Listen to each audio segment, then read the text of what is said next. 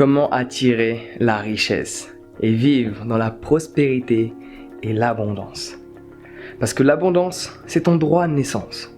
C'est juste que la société te l'a enlevé parce qu'elle t'a conditionné à penser d'une certaine manière et à agir d'une certaine manière pour t'enlever ta liberté.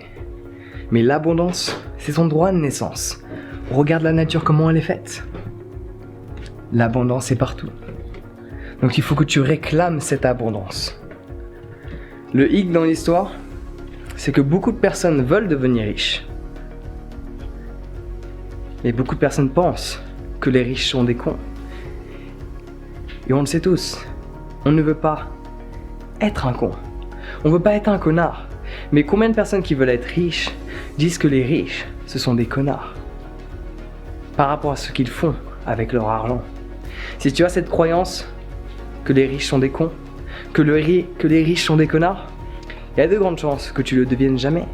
Mais avant tout, il y a quelque chose d'essentiel que j'aimerais te partager. La richesse ne veut rien dire. L'abondance, qu'est-ce que ça veut dire? Parce que avant tout, c'est un état d'esprit. Tu peux avoir 0 sur ton compte en banque et te sentir riche, comme tu peux avoir des millions et avoir l'impression de ne rien avoir. Parce que cela dépend uniquement de ton interprétation de ce que tu as. Es-tu déjà reconnaissant de ce que tu as en cet instant? Parce que si tu n'es pas reconnaissant de ce que tu as, comment veux-tu obtenir plus? Parce que l'univers va t'envoyer uniquement les choses qui résonnent sur la même fréquence que tu émets en cet instant. Si tu as des pensées d'abondance, l'univers va t'envoyer davantage d'abondance. Si tu as des pensées de manque, tu vas recevoir davantage de manque. Donc être riche, c'est un état d'esprit. Est-ce que tu te sens riche? Ou est-ce que tu te sens pauvre? Parce que avant tout, la plus grande des richesses, c'est la richesse émotionnelle. C'est ce que tu ressens. Parce que je vais le répéter encore une fois, tu peux avoir des millions et te sentir pauvre parce que ta richesse émotionnelle est absente. Donc sois reconnaissant de ce que tu as, regarde le progrès, regarde le chemin dans lequel tu te trouves, à quel point tu évolues en chaque instant. Ça va t'aider à développer davantage de reconnaissance et de gratitude pour la vie que tu expérimentes. Et là, tu vas avoir plein de pensées d'abondance. Donc il faut que tu arrêtes de avoir toutes ces croyances limitantes sur ce que tu peux te permettre d'acheter ou non. Souvent, quand tu as ces pensées de manque, tu vas au supermarché et tu te dis non, ça c'est trop cher, je ne peux pas me le permettre. Ces pensées-là ne vont pas te permettre d'attirer la richesse à toi. Il faut que tu changes toutes ces pensées, il faut que tu changes cette manière de communiquer avec toi-même et que tu te dises plutôt quelque chose du genre: je peux me le permettre, je le mérite, parce que je vis dans l'abondance, étant donné que cela est mon droit de naissance. Il faut que tu t'autorises à vivre dans cette abondance. Alors certes, ça peut être difficile, je l'ai vécu. Vivre dans l'abondance, avec un état d'esprit d'abondance, alors que quand tu regardes ton compte en banque, tu réalises que tu n'es pas dans l'abondance.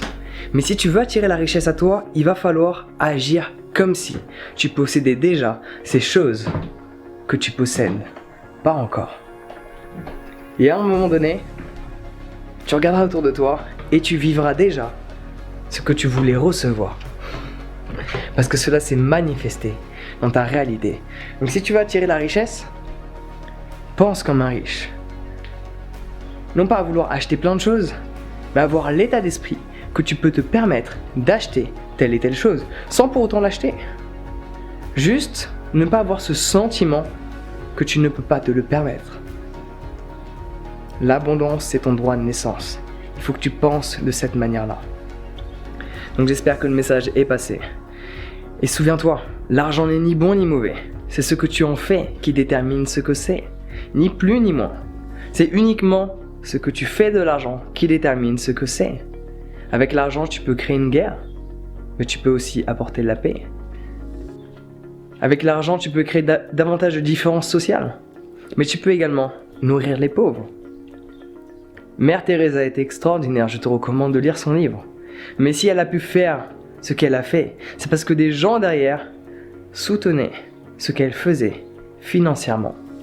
Alors je ne dis pas que tous les riches utilisent leur argent à bon escient. Mais il faut que tu t'enlèves cette pensée que les riches sont des connards. Parce que sinon, étant donné que tu ne veux pas devenir un connard, tu ne deviendras jamais riche. Et par ce fait, comment veux-tu aider des gens qui sont dans la pauvreté si toi-même, tu l'es également dans ton état d'esprit et dans ton compte bancaire? Donc comment attirer la richesse? Pense abondance.